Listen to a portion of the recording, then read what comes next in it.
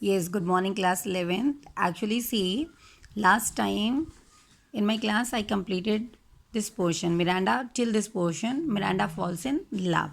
After that, a pastoral mask, theme of forgiveness, reconciliation, and rejoicing. This portion this portion deals basically with class 12th. So we'll not deal with this particular portion, particular headings in this class. And you be mentally prepared that all this portion is going to be completed by the teacher. She is only going to introduce you with this, the person who will be teaching you in class 12th. Till this one, we have to deal in class 11. So I have just given you, I have tried to give you short introduction of this portion. After this, you can come to characterization. What all characters we are having? How many characters are there in the play? And when we see the first page before starting of the acts, before starting of the scenes, you can see the not the detailed description, but in short, description is given to you about different characters. For example, Alonso is king of Naples. Ferdinand, he is son of king of Naples. Ferdinand is king of Naples' son. Sebastian is brother to Alonso. Brother to Alonso means he is brother of the king of Naples. Prospero, as I told you in my class, Prospero is that person who is Duke of Milan, but presently he lives on an island and he is not having anything in his hands. Then Antonio is brother of Prospero. Antonio is real brother of Prospero. Gonzalo is one of the old honest counselor. Why he is old? Actually, when Prospero was there in the kingdom, when Prospero was there in the kingdom, Prospero was the person who was all time having different kind of counselings, different kind of guidance given from time to time by Gonzalo, and he is most trustworthy person. Gonzalo is one of the most trustworthy person of Milan, who had shown his trust towards Prospero at the time when nothing was there and everybody was against Prospero. Everybody was planning to kill Prospero, murder Prospero. Then you can come to these two, three people, Adrian, Francisco. Adrian and Francisco, they are the masters, they are actually the owners of a big piece of land, we can say, or we can say they are very rich lords of the area, and they are friends to Alonso as well as Prospero. Then Trinculo is none else, but Trinculo is just a person who does different kind of comedy here and there, now and then. Trinculo is just behaving like a comedian. Or if you remember, then in Merchant of Venice we had Launcelot Gobbo. Trinculo's character is more or less like Launcelot Gobbo. As Launcelot Gobbo in Merchant of Venice used to create different kind of scenes, used to deliver different kind of dialogues.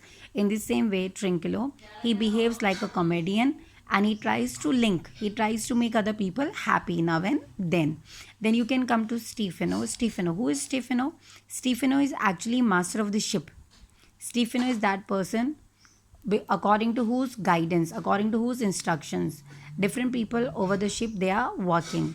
But here, Stefano, in the whole play, you will just get introduced to that part of his life where you will see him as a drunken man. Always he is busy in drinking wine, and he's delivering different kind of dialogues related to his drink, related to his behavior, related to the people, those who are working over his ship.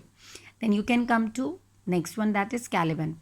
Already I have given you in detail what Caliban is, whose son he is, and what kind of deformities, how much uncivilized this person is.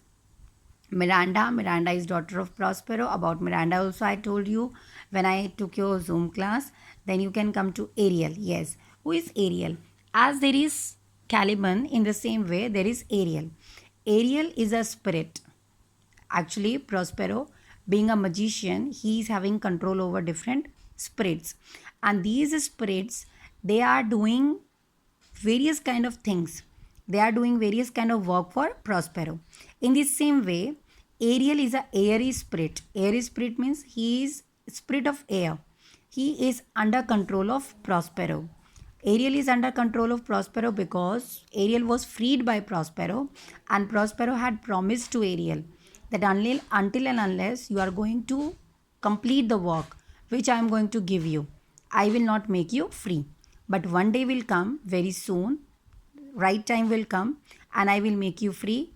You will not have any foundations from my side.